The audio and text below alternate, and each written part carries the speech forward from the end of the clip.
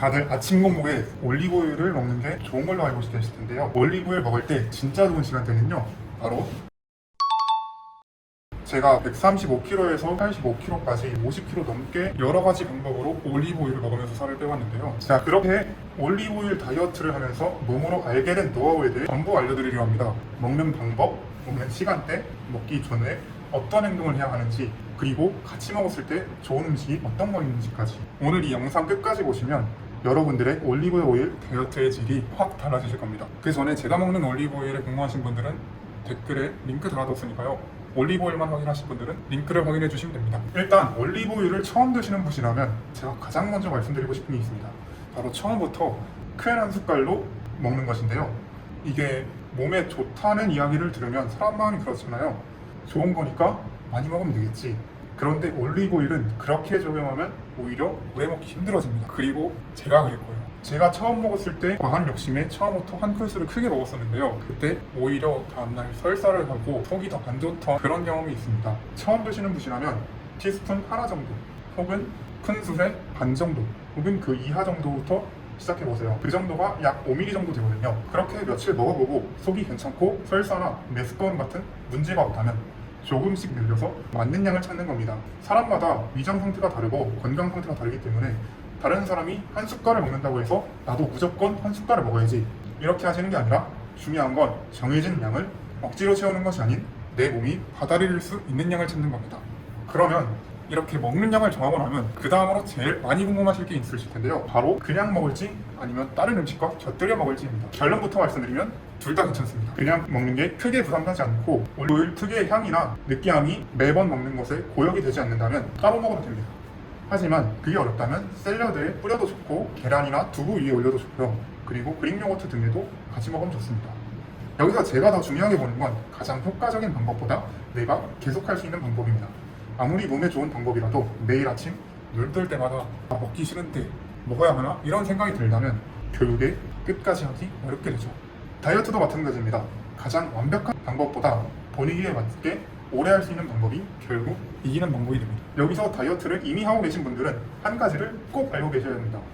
올리브오일은 건강한 지방으로 활용할 수 있지만 그렇다고 칼로리가 없는 음식이 아닙니다.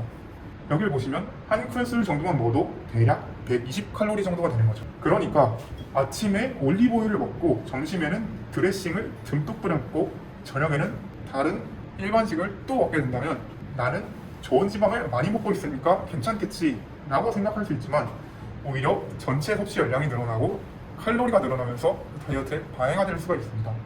저는 그래서 올리브오일을 추가한다는 개념보단 원래 드시던 음식에서 교체한다 혹은 바꾼다의 개념으로 접근하시는 걸 더 추천드립니다.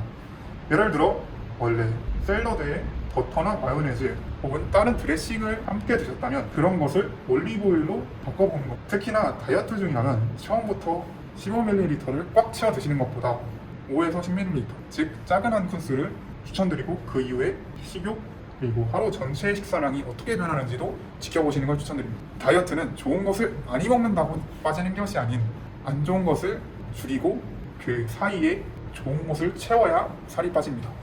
이게 아주 중요한 핵심이죠. 그러면 올리브오일을 다른 음식과 먹게 된다면 어떻게 먹으면 좋을까요? 저는 가장 먼저 계란이나 두부처럼 본인이 평소에 먹고 있는 음식에 조합이 좋은 것을 추천드립니다. 아침에 계란을 드시는 분이라면 올리브오일을 조금 뿌려 드셔도 좋고요. 아니면 그릭 요거트나 두부 혹은 샐러드, 그것도 아니라면 닭가슴살에 살짝 뿌려 드시는 것도 전 추천드립니다. 제가 추천하는 방식은 간단합니다. 집에서 내가 가장 자주 먹는 음식 하나를 정해가지고 거기에 올리브오일을 한번 붙여보세요. 아침 계란을 먹으면 올리브오일 함께 먹고 저녁에 샐러드를 먹으면 그 샐러드에 올리브오일을 함께 먹는 거죠. 이렇게 만들어 놓으면 올리브오일을 따로 챙겨 먹는 습관이 추가가 된 것이 아닌 그저 하나의 식습관이 될 수 있습니다. 그리고 많은 분들이 이런 질문을 많이 하시거든요. 공복에 올리브오일을 먹으면 꼭 밥을 20분이나 30분 혹은 1시간 뒤에 먹어야 할까요? 답부터 먼저 말씀드리면 아닙니다. 굳이 공복에 올리브오일을 먹고 몇십 분씩 기다린 다음에 밥을 먹을 필요는 없습니다. 그저 공복에 먹고 싶으시다면 올리브오일을 먹고 그 다음에 바로 아침을 드셔도 그것이 자신의 습관을 유지하기 더 좋은 방법이라면 그렇게 하는 것이 옳습니다. 왜냐면 그렇게 본인이 어려운 규칙을 자꾸 추가하다 보면 지속하기 어려워지고 결국에 지속할 수 없는 습관은 장기적으로 봤을 때 유지할 수 없는 습관이기 때문에 결국에는 다이어트에 실패하게 된다는 말입니다. 하지만 그렇지 않고 본인이 맞고 그것이 편하다면 그 습관을 계속하는 것이 맞습니다. 결국 오래가는 방법은 단순해야 하니까요. 대신 한 가지는 꼭 조심하셔야 되는데요. 그건 바로 올리브오일을 먹고 바로 눕는 것인데요. 특히 공복에 드시는 분들이 좀 많이 실수하시는 부분인데요. 아침에 일어나서 그냥 올리브오일 한 입 먹고 다시 침대에 눕게 된다면 평소에 특히나 속쓰림이나 역류성 식도염 등 역류 증상이 있으신 분들에게는 아주 치명적으로 불편함을 만들 수 있습니다. 그리고 꼭 누워서 생기는 불편함이 아닌 그냥 먹고 나서 속이 불편하거나 설사, 메스꺼움 같은 증상이 보인다면 이것은 양이 많거나 올리브오일을 맞지 않을 수도 있으니 양을 좀 더 줄이시거나 공복 섭취가 아닌 다른 음식과 곁들여 드시는 걸 좀 더 추천드립니다. 자, 저는 지금까지 계속해서 본인에게 맞는 방법이 옳은 방법이라고 말씀드렸는데요. 그러면 올리브오일을 언제 먹어야 하는 질문에도 이게 맞는 대답일까요? 그런데 답은 여전히 같습니다. 가장 최적의 시간대는요, 본인에게 맞는 시간대를 고르시면 됩니다. 그게 공복일 수도 있고 아니면 다른 음식과 곁들여 먹는 거일 수가 있죠. 자신에게 저녁에 샐러드 먹는 게 더 맞네? 이런 생각이 드시고 그렇게 행동을 했을 때 그게 정말로 더 쉬우셨다면 저녁에 그렇게 드시면 되고 나는 그냥 아침에 일어나서 그냥 먹고 하루 시작하는 게 좀 더 좋더라. 이러신 분들은 아침에 일어나서 공복에 드시는 게 좋습니다. 즉 가장 중요한 건 뭐냐? 올리브오일을 결국 일정하게 먹을 수 있는 그 루틴을 만들 수 있는가? 올리브오일이 일정하게 자신의 몸에 들어오는 시간을 최적화할 수 있는가? 이게 가장 중요한 시간대인 겁니다. 결국에 중요한 시간대는 일정한 시간인 거죠. 왜냐하면 올리브오일은 오늘 한번 완벽하게 먹었다고 몸이 바뀌는 음식이 아니기 때문입니다. 결국 중요한 건 꾸준히 식생활의 일부로 만드는 겁니다. 제가 130kg가 넘는 몸에서 체중을 빼면서 계속 느꼈던 것도 똑같죠. 하루를 완벽하게 하는 것보다 끊기지 않는 흐름을 만들고 그 흐름에 올라타는 것, 이게 가장 중요합니다. 그래서 시간대를 물을 때 꼭 이 질문도 함께 물어보세요. 나는 이 방법을 한 달 뒤에도 하고 있을까? 이 질문에 네라고 답할 수 있는 시간이 여러분의 가장 좋은 시간대입니다. 그래서 저는 올리브오일을 다이어트의 비법처럼 이해하고 싶지는 않습니다. 올리브오일 한 숟갈이 갑자기 내 뱃살을 싹 녹여주는 것도 아니고 이것만 있으면 체질이 갑자기 살이 안 찌는 체질로 완벽하게 변하는 것도 아닙니다.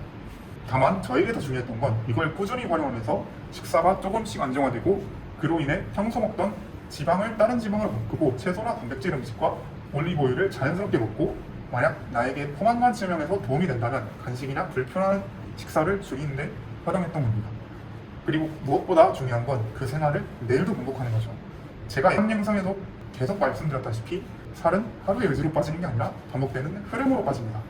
올리브오일 역시 마찬가지입니다. 어떤 엄청난 효과를 기대하면서 억지로 한 달을 먹다가 그만두는 것보다 내가 평생 먹을 수 있는 식생활 안에서 그 올리브오일 먹는 방법을 먹이는 게 훨씬 중요합니다. 그러면 이런 질문이 머릿속에 하나 남습니다. 우리가 이렇게 매일 먹을 거라면 어떤 올리브오일을 먹느냐도 중요하겠죠. 저는 기본적으로 엑스트라 버진, 냉압착, 보관 상태가 괜찮은지 같이 확인하는 편입니다. 특히나 엑스트라 버진 냉압착 제품이라면 어떤 제품이라도 먹어도 괜찮죠. 그러나 최근에는 여기에 하나를 더 봤습니다. 즉, 꾸준하게 먹을 수 있는데요. 저는 제 생각보다 느끼한 것을 특히 공복에 먹었을 때 좀 오래 유지 못하겠더라고요. 그래서 찾은 올리브오일이 이 올리브오일 오일인데요. 요거는 진짜 특이하게도 먹고 나서 한 몇 초 뒤에 매콤한 맛이 입안과 목에 맴돌더라고요.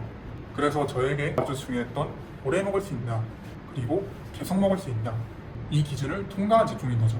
그리고 최근에 면역에 관심이 좀 생겨서 추가적으로 알아보니 폴리페놀이라는 항산화 성분이 있더라고요.